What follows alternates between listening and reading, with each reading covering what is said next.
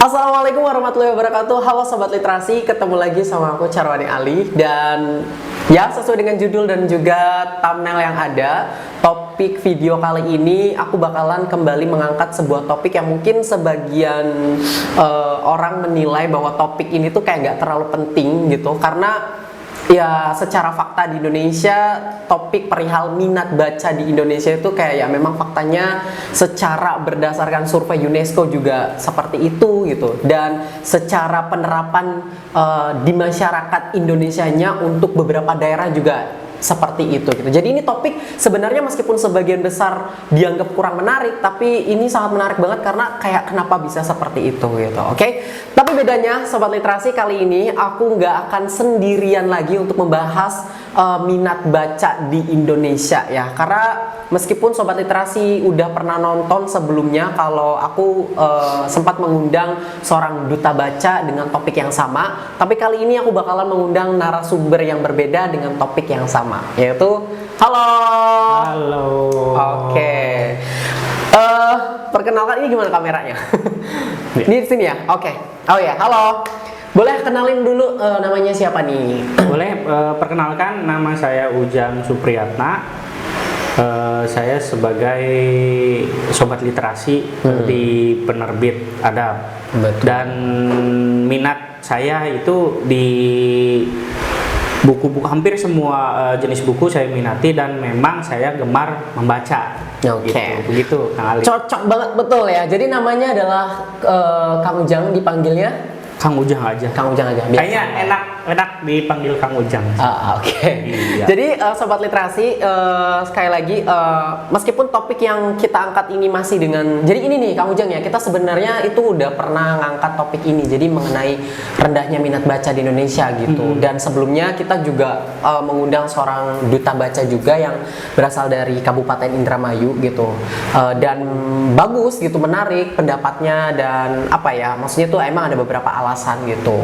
Cuman kenapa kita itu kembali mengangkat topik ini dengan narasumber Kang Ujang saat ini bukan karena sebelumnya ini kurang puas dengan statementnya atau pendapatnya gitu, bukan, tapi justru malah topiknya ini menarik gitu, dan kita ingin mencari tahu gitu secara sudut pandang yang berbeda dari, kan kemarin tuh seorang duta tuh pasti dia memang berkecimpung di baca-baca gitulah, buku gitu. Nah, sedangkan dari sudut pandang Sobat Literasi yang memang bukan seorang duta gitu, tapi memang punya concern, minat yang sama gitu dibaca, itu apakah ada perbedaan gitu mengenai topik yang kita bahas ini gitu loh Kang Ujang ya. Jadi nggak apa-apa ya. Iya, gitu. nggak apa-apa. Nah, kebetulan juga Sobat Literasi harus tahu kalau Kang Ujang ini adalah salah satu Sobat Literasi yang memang sengaja kita datangkan karena tadi ya, Kang Ujang ini salah satu Sobat Literasi yang gemar banget membaca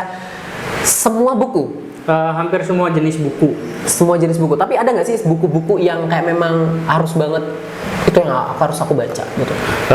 Kalau untuk tema bukunya sih lebih ke self improvement ya. Oke, wow. Ini bagus sih. Oke. Ya. Jadi kita udah bisa mulai nih ya. Boleh. Udah mulai bisa obrolannya ya. Gitu. Oke, Sobat Literasi, langsung aja. Untuk Kang Ujang sendiri, pernah denger nggak sih sama survei UNESCO statementnya yang mengatakan bahwa minat baca di Indonesia tuh kayak rendah gitu? Ya, sempat ada satu berita juga di media di internet ya, dan banyak berita-berita tersebut beredar di internet bahwasanya Indonesia memang minat bacanya kecil, betul, dan sangat minim sekali gitu kan. Sedangkan kan orang Indonesia banyak kan, penduduknya kan banyak gitu kan.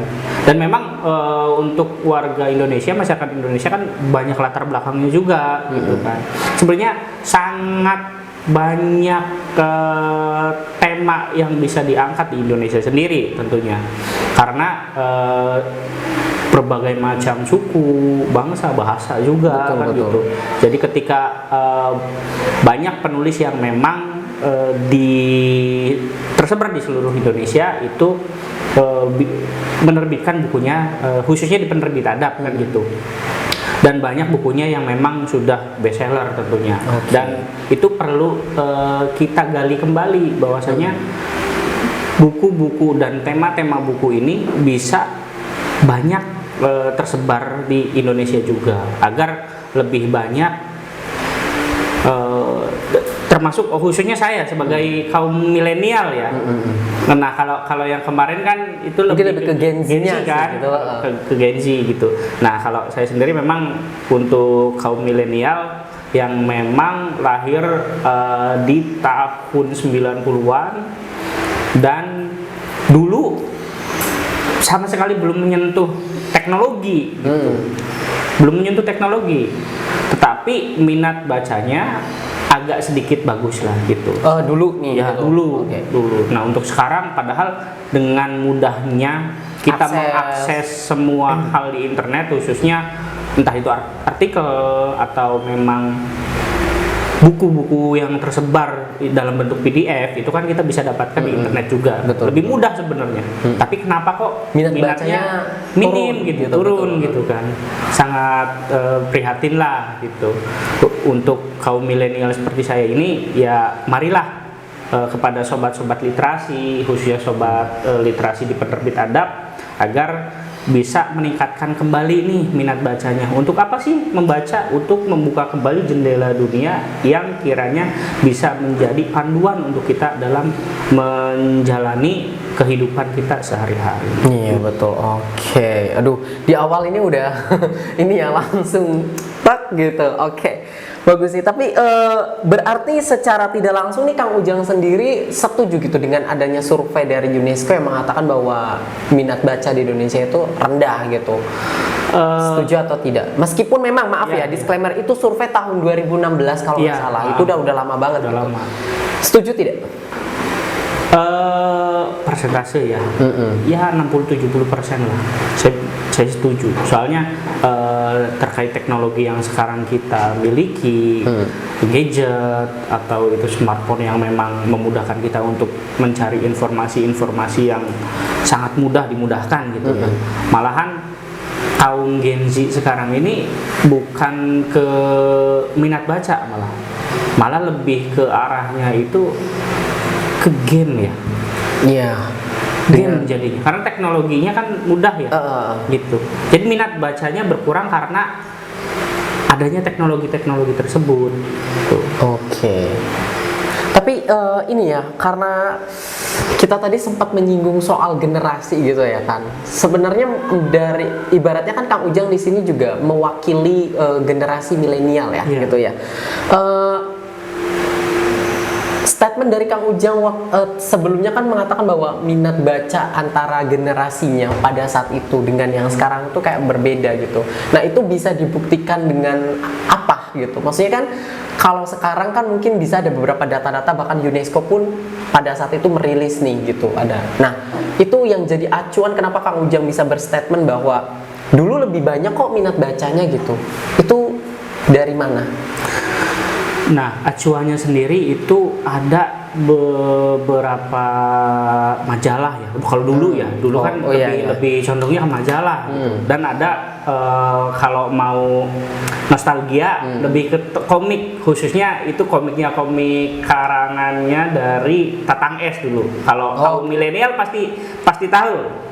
Petruk, Gareng, ya kan? Yang wayang-wayang itu seru dulu.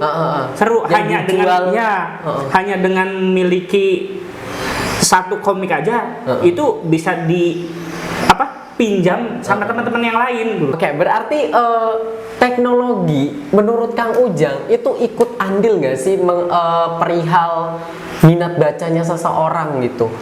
Mempengaruhi, jelas mempengaruhi.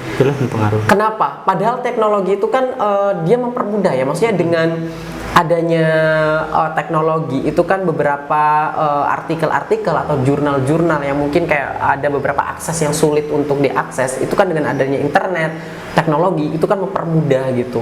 Nah itu tuh memang yang maksudnya konteks di sini yang ditempatkan itu adalah teknologinya yang disalahkan atau memang orangnya aja nih gitu yang ya emang dia malas aja bacanya gitu.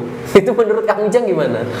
Jadi gini, untuk teknologi ya, kita pun nggak bisa menyalahkan teknologi tersebut. Karena memang itu sudah zamannya sekarang. Dan kita mau nggak mau Ya, harus ikuti. gitu. Kalau kita nggak bisa ngikutin itu ya akan tergerus oleh zaman. Betul. Kan sayang kan. Iya betul. Peluangnya ada, tetapi kita malah mengasingkan diri gitu. Betul. Sayang banget. Sepertinya dari beberapa kalangan gitu kan, untuk masyarakat pastinya yang menengah ke bawah itu, untuk teknologi sendiri, karena memang cara penggunaannya dan cara menyikapinya seperti apa, kaum menengah ke bawah perlu kita edukasi. Berarti ini orangnya kan ya? Iya, orangnya. perlu kita edukasi untuk penggunaan teknologi tersebut. Itu terus bagaimana cara mengedukasinya? Nah, kemarin juga sempat kayak ada pertanyaan kayak bagaimana cara meningkatkan minat baca ke masyarakat yang sebenarnya nggak cuman untuk kalangan tertentu gitu, tapi kalau udah kita masuk obrolannya ke teknologi, itu kan juga maksudnya kita nggak bisa pungkiri ya, kalangan manapun ketika dia memegang smartphone, dia asik dengan smartphone-nya. Nah, itu kan ibaratnya dia apa ya, tergoda atau fokus ke smartphone-nya itu gitu. Nah, itu cara mengedukasi ke tiap generasi atau ke kalangan agar tersadar gitu untuk minat baca itu sepenting itu tuh gimana menurut Kang Ujang, versi Kang Ujang nih? Atau mungkin pada zamannya Kang Ujang pernah ada beberapa tips-tips yang diterapkan gitu yang mungkin bisa kembali lagi di-share gitu. Boleh. Jadi kalau dulu ya, minat baca kenapa bisa tinggi, balik lagi dari sekolahnya atau dari pendidikannya dulu gitu. Nggak mesti tinggi gitu. Padahal di sekolah pun perpustakaan itu ini bukunya gitu. Bukunya koleksinya banyak. Kita bisa banyak baca tema-tema buku yang memang di luar minat kita juga ada gitu. Untuk kalangan pendidikan itu harus diedukasi sedini mungkin sebenarnya. Berarti dari awal kan, pendidikan dari awal, dari SD. Itu berarti dari langsung ke pendidikan dalam bentuk institusi pendidikan, institusi atau pendidikan atau sifat edukasi yang dari orang tuanya. Dua-duanya. Jelas harus dua-duanya. Okay. Tapi khususnya sih pasti di keluarga dulu. Yang paling utama. Itu maaf. Tapi kalau misalkan dia memang dalam suatu keluarga punya habit yang memang orang tuanya tuh nggak ada kayak kesadaran gitu, karena dia lebih fokus bapaknya kerja, ibunya ke rumah tangga juga ngurusin, terus kayak udah capek, terus kayak ya udahlah, toh juga anak saya sudah sekolah, harusnya dia diserahkan sepenuhnya ke guru gitu, atau itu gimana? Orang tua yang tidak ada kesadaran untuk berkontribusi gitu untuk ayo belajar gitu, udah saatnya ini, itu udah jarang kan, untuk dongeng aja jarang. Justru dongengnya itu si anak malah ya, si anak itu diberikan gadget malah. Iya. Dongengnya itu diberikan gadget. Itu gimana cara mengedukasi? Nah, untuk orang tua ya, barangkali mungkin ada sobat literasi gitu. Saya sih mengajak kepada orang tua karena saya pun seorang bapak di sini, bapak dengan 2 anak gitu. Dan memang di rumah juga terkadang istri melakukan hal yang sama gitu, kan sangat disayangkan gitu. Tapi balik lagi, kepala rumah tangga itu sebagai acuannya. Ada beberapa waktu tertentu yang memang kita bisa berikan kepada anak tersebut untuk memegang gadget. Tapi ada beberapa waktu itu kita mengedukasi bahwasanya kewajiban seorang anak itu bukan hanya diberikan gadget atau bermain gadget gitu. Kalau di rumah anak saya pribadi, kalau memang waktunya sekolah, karena kegiatannya full ya kalau anak itu. Pagi sekolah, siang madrasah, dan sore mengaji. Wow. Itu udah diterapkan dari? Sudah diterapkan, dan memang itu harus diterapkan. Dari Kang Ujangnya sendiri untuk seperti itu. Saya menerapkan hal itu.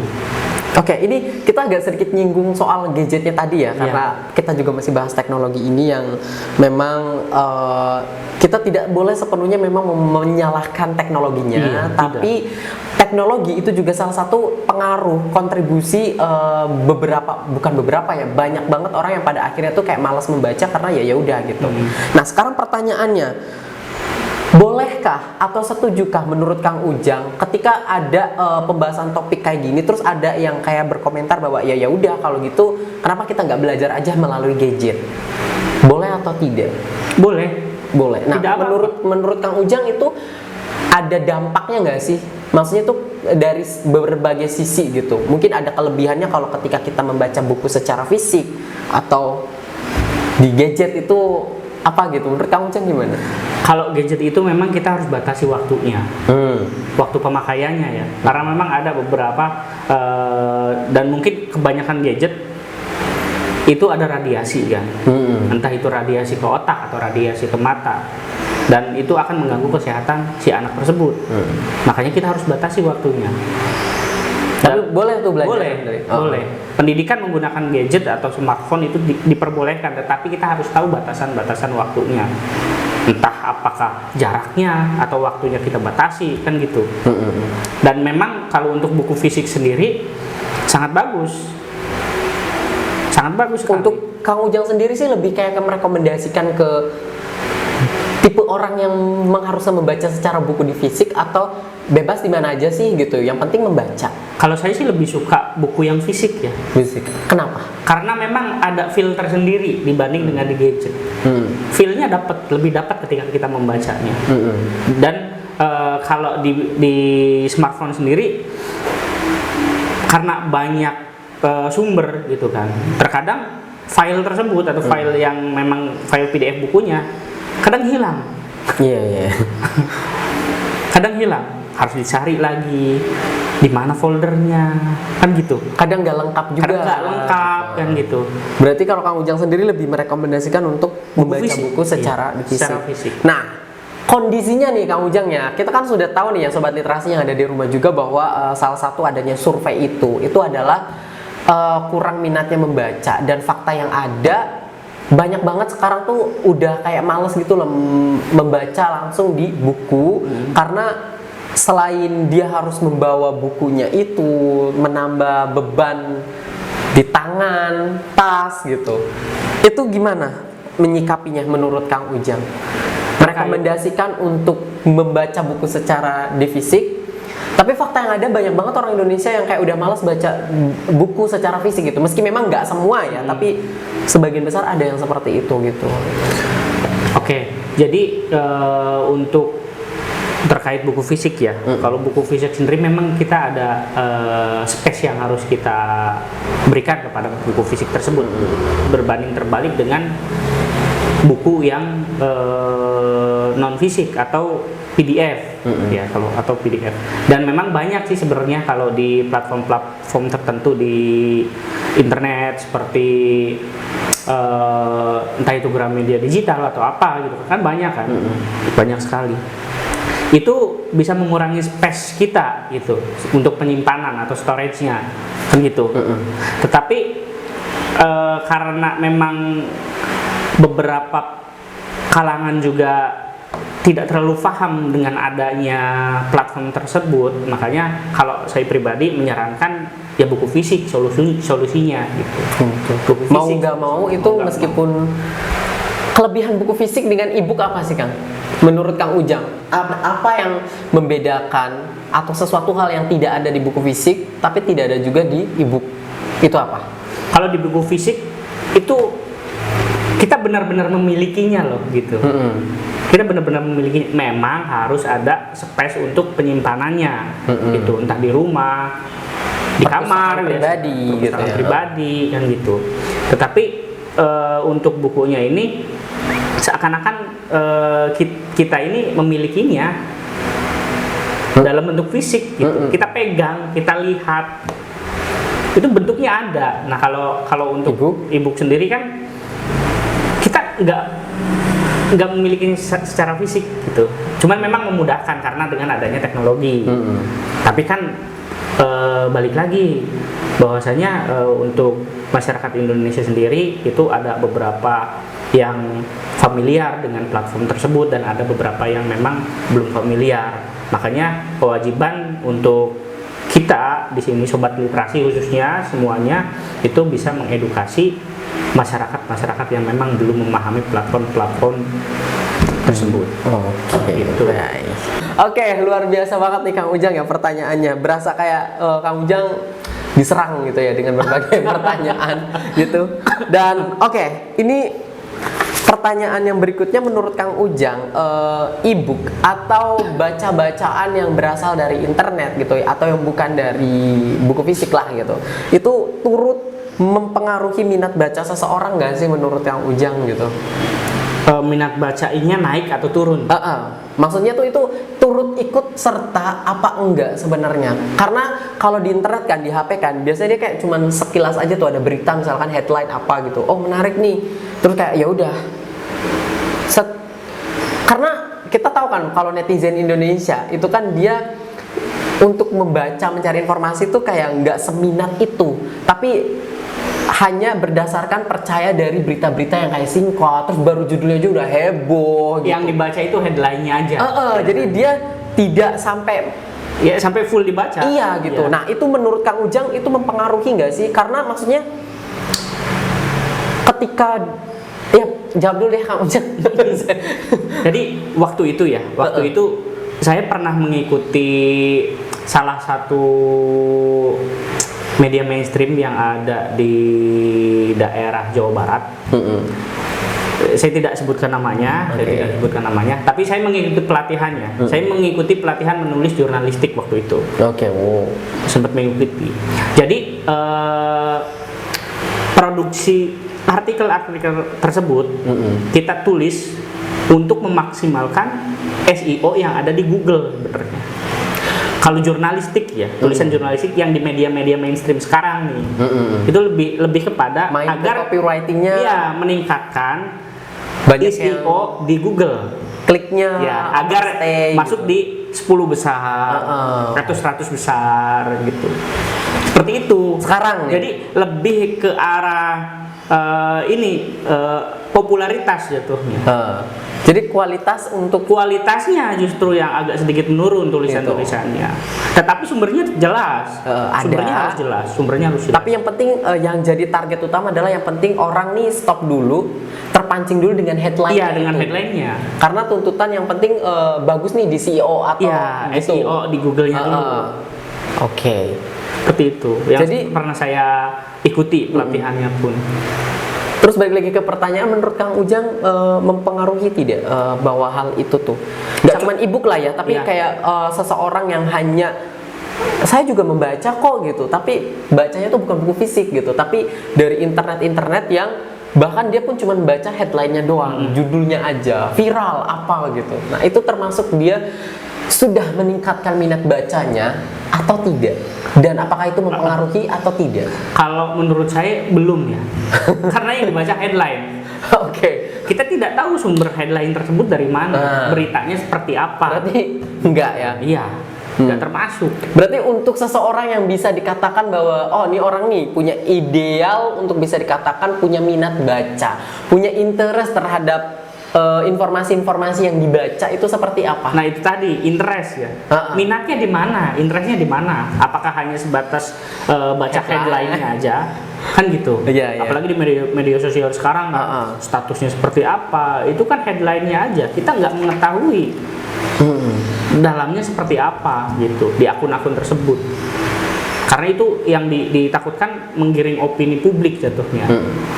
Itu yang sangat ditakutkan. Makanya ketika membaca kita pun perlu tahu sumbernya dari mana. Makanya kalau di buku itu akan tertera daftar pustakanya, sumbernya dari mana. Kalau di buku fisik kan seperti itu. Ya sama di buku-buku non fisik juga yang beredar di beberapa platform juga, dan itu semuanya ber-ISBN tentunya. Dan itu ada filternya dulu. Kalau buku-buku yang ber-ISBN kan ada di filter dulu. Nggak sembarangan kan gitu.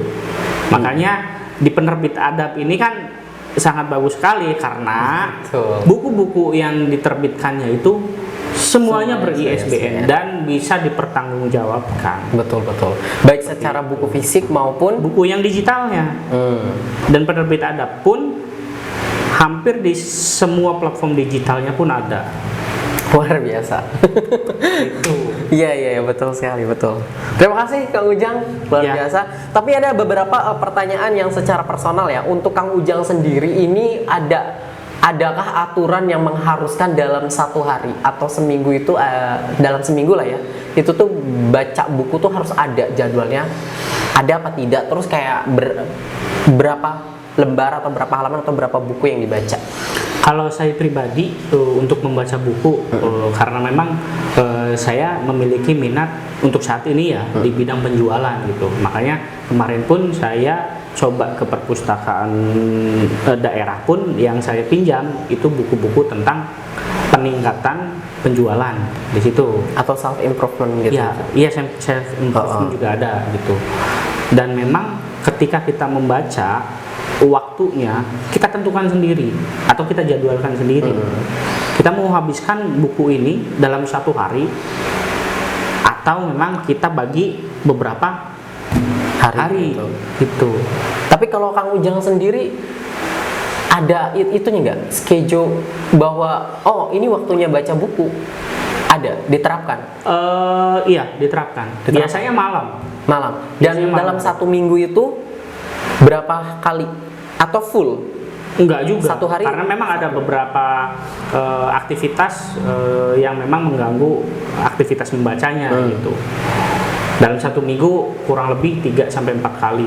Oke, wow. 3-4 kali. Itu kenapa wow responnya? Karena memang faktanya memang kalau ngomongin soal minat baca ya, sekali lagi itu tuh termasuk udah, padahal hal itu biasa sebenarnya, tapi sekarang udah mulai jarang seperti itu gitu. Nah, itu tips dari Kang Ujang sendiri nih secara pribadi untuk menumbuhkan minat baca atau meningkatkan rasa kesadaran untuk meningkatkan minat baca itu apa dari Kang Ujang? Minat kitanya dulu ya. Jadi bukan minat di bukunya sebenarnya. Bukan. Minat kita terhadap aktivitas yang sedang kita jalankan. Contoh misalkan dalam pekerjaan sebagai seorang penjual atau wiraniaga gitu kan. Nah, yang cocok, yang relate dengan minat ya, aktivitas kitanya nih, berarti kan kita cari buku yang relate dengan apa yang sedang kita jalankan. Oh, berarti bukan karena kita keluar soal ini, kenapa minat baca Indonesia turun, jadi kita harus baca tuh buku gitu. Enggak begitu. Tapi kita juga balik lagi ke diri sendiri. Apa yang kita minati?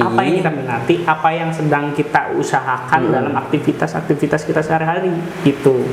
Maka barulah kita cari referensinya itu di mana, di buku-buku yang memang sesuai dengan aktivitas tersebut. Oke, luar biasa. Karena kebanyakan kalau misalkan kita jejali dengan baca buku, males.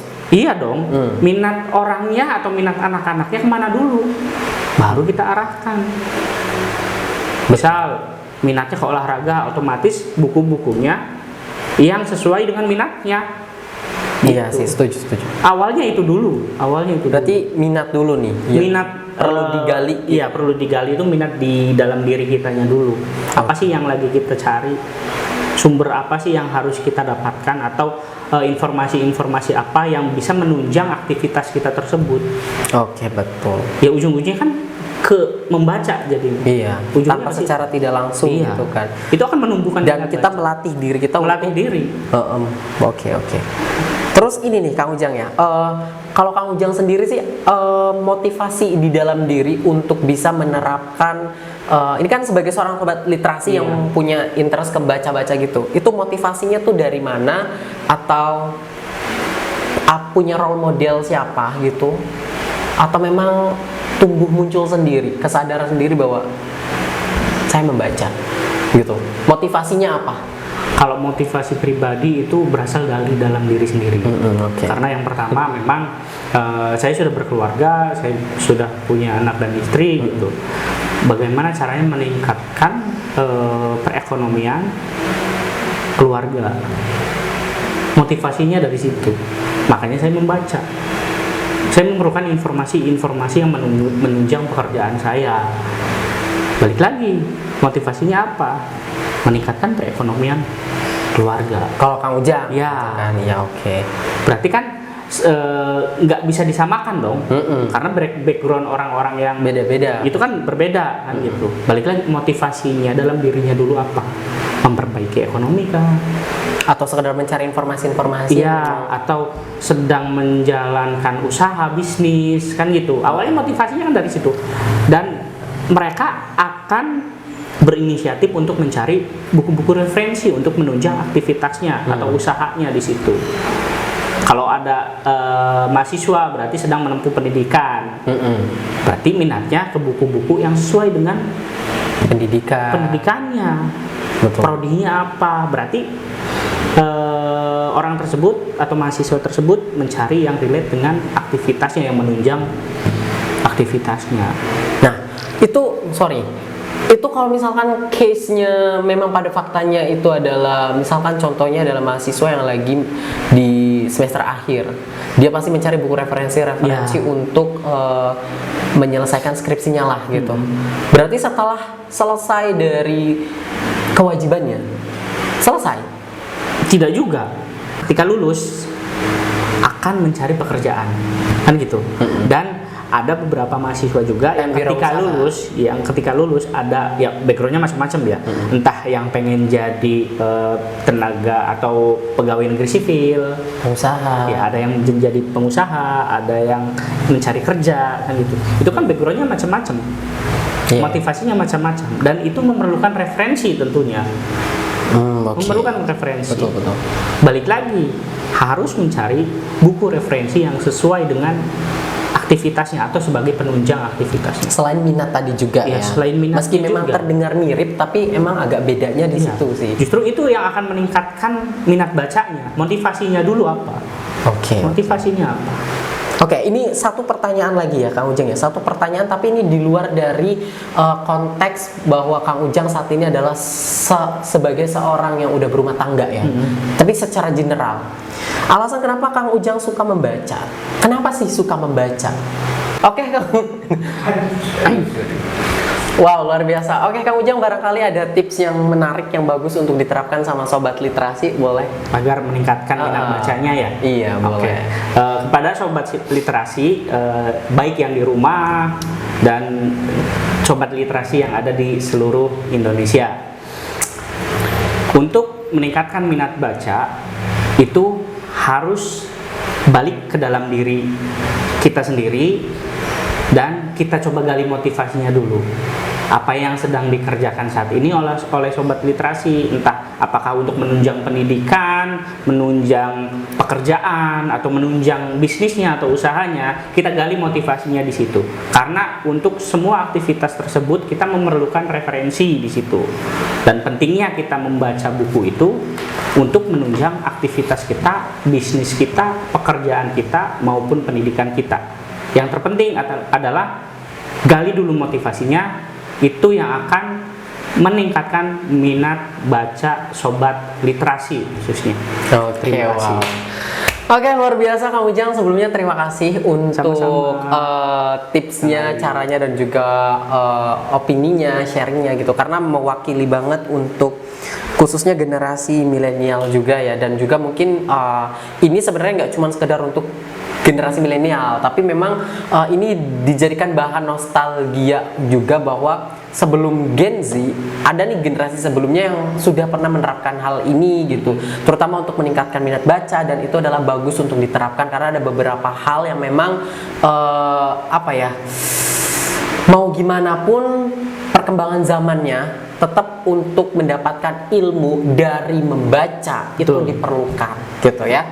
Oke, Sobat Literasi, sebelumnya terima kasih sudah menonton podcast kita bersama Kang Ujang dengan tema yang masih sama, meningkatkan minat baca atau mendiskusikan tentang rendahnya minat baca di Indonesia. So, segitu aja videonya. Jangan lupa like, komen di bawah pendapat teman-teman semua. Komen juga untuk nextnya, barangkali Sobat Literasi punya ide-ide yang menarik untuk kedepannya untuk penerbit adab bikin konten. Komen aja di bawah. Segitu aja videonya. Thanks for watching. See you next on my video. Bye. Sampai ketemu lagi Sobat Literasi penerbit adab.